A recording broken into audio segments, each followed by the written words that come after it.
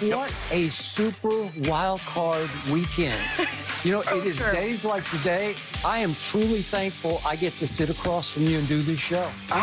Seriously. Wow. I mean, the game was, but I didn't see the intrigue that I thought I was going to get. Oh. Really? No. Pouring cold water on me. What were you watching? But that's okay. Your day coming. You know, your day coming. You are such a pessimist and a naysayer.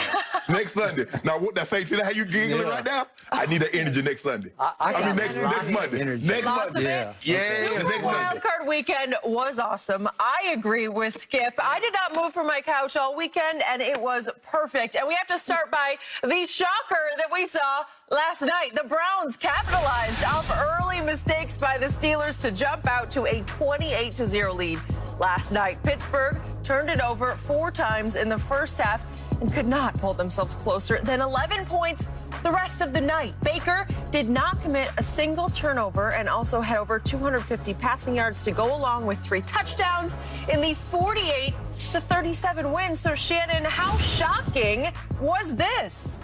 Yeah, we probably should have saw this coming. Now, I was with few ones, and they called Shannon, you're a hater because you played with the Ravens and you don't know what you're talking about. I say, Skip, the problem that I see with them offensively is their inability to run the football. You can't have 3rd and 1, 3rd and 2, can't pick that up, and then you drop back to pass, and guy get his hands up, Skip, now you're off the field. And what we saw was Ben's inability to push the ball down the field. Now, in the last 30 years, the Steelers are the 4th team to turn the ball over 3 times in the 4th quarter. The teams lost by an average of 11 points a game. And those 4 teams. Skip, what was the final score last night? They were right on cue to what would happen to the previous 3 teams that did what they did last night. Now, the Browns didn't want to do anything out of, didn't get carried away, Skip, because this game really could have been over. If they came out and scored right after the half, because it was 35-7 going in. Baker did a great job of leading them down the field, getting it to 35-7. If they scored a touchdown right out the gate, the ball game is over from that point on. But, Skip, we saw this coming. The Steelers had been playing. They've been trending down for an extended period of time.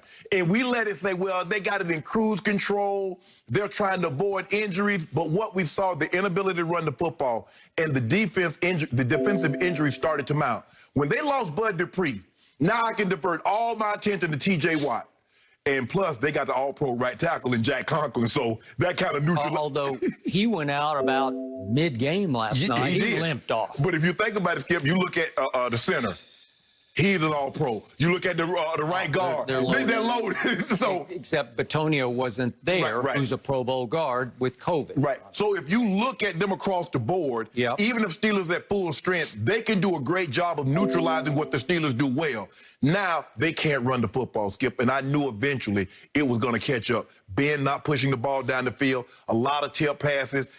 Skip, when we say empty calories, this is the epitome. This is French toast with powdered sugar. This is potato chip, French fries. Because you're going to look at Ben and be like, oh, my, Ben threw for 500. That's only the 2nd time in NFL history a guy thrown for 500 yards in a playoff game. Tom got the record, 505 in the Super Bowl. But, Skip, 4 touchdowns, 4 interceptions, and he had to play. None of these yards were meaningful because none of them came when they was in 1 score or 2 scores. Basically, they've been 3 scores the entire game. So we shouldn't be surprised by what we saw with the Steelers because we saw it trending that way for an extended period of time, and we let it go unnoticed. Okay, so back to the question, how shocked was I? I was shocked, but I was not surprised, if that makes any sense. It does. Obviously, I was shocked by the opening of the game because when do you ever see anything like that happen? The Super Bowl. Except for that Peyton Manning Super Bowl versus Legion of Boom. Well, at least they got a safety. They were smart enough to fall on it in his zone. And that wound up 43-8. Yes. That was much worse than this was. Correct. Because the Legion of Boom was just impenetrable. Right. And once they jumped out to a lead, it was game way over. Correct.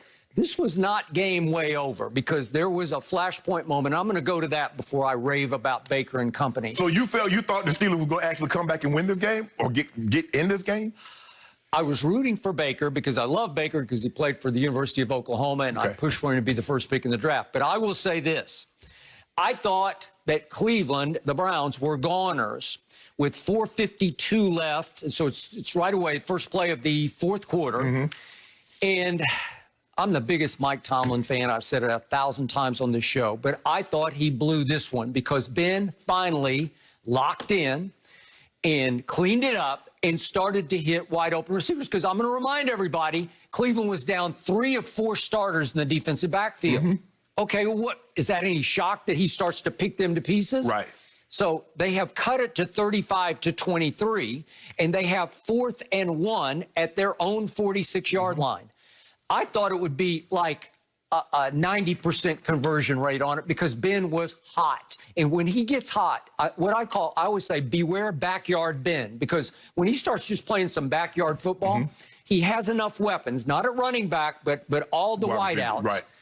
And you can throw in the tight ends if you want. I know they're hit and miss. But still, he's got enough receiving weapons that he can riddle that defense. So do I think he would have converted that to Juju over the middle for 3 yards or whatever it took? Yes, I do. I think what scared Coach Tomlin is that he had it 3rd and 1. He got stopped, and he had another short, and they got their hands up, and he got an interception. But all of a sudden, the momentum had shifted dramatically and wildly to the home team.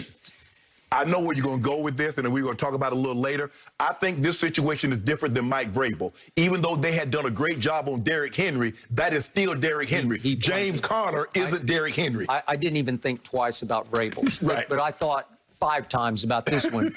Because once he punted, Baker and company went whoosh down the field and scored, and all of a sudden, yikes, it felt like game over. Right. But what if Pittsburgh had converted and gone right down the field and scored, and all of a sudden it's 35-30? Would you have liked Pittsburgh's chances from there? Sure, you would have. Okay, now back to what I think happened last night. I agree with you. Pittsburgh was unraveling down the stretch. They got to 11-0, and I thought a lot of people think fraudulent 11-0. I don't think fraudulent because they've beaten Baltimore twice in that stretch. But you saw them against the Steelers. You saw them against the Cowboys. We saw them against lesser teams. You could see the wheels starting to teeter. Maybe one wheel had come off. Obviously, Bud Dupree wheel came off. And obviously, Devin Bush had already been lost in the middle. And I love Devin Bush and thought he was a steal of the draft that year. And obviously, Joe Hayden was gone last night. So you're taking away 3 of your key pieces. Defensive line, linebacker, cornerback. Yeah. Okay, what do you think's going to happen?